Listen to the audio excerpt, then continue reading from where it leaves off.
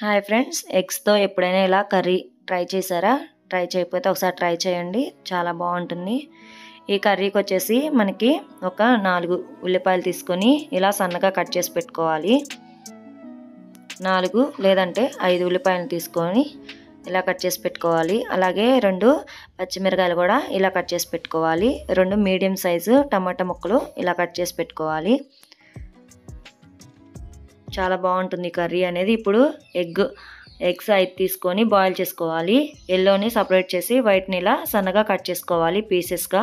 ఇప్పుడు ఒక కళాయి తీసుకోవాలి. కళాయి తీసుకొని అందులోకి కొంచెం ఆయిల్ వేసుకోవాలి. హీట్ అయిన తర్వాత మనం కట్ చేసి పెట్టుకున్న ఆనియన్ ముక్కలు వేసుకోవాలి. అందులోనే పచ్చిమిర్చి, అలాగే అల్లం వెల్లుల్లి పేస్ట్, అలాగే పసుపు, రుచికి తగినంత సాల్ట్ కూడా యాడ్ చేసుకొని మొత్తం మిక్స్ చేసుకోవాలి.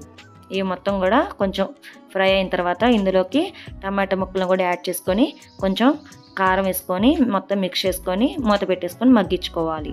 ఇప్పుడు తీసిన తర్వాత మనకి మొత్తం మగ్గిపోయింది కదా, ఇందులోకి 1 స్పూను ధనియా పౌడర్, అలాగే 1 స్పూను గరం మసాలా వేసుకొని కలుపుకోవాలి.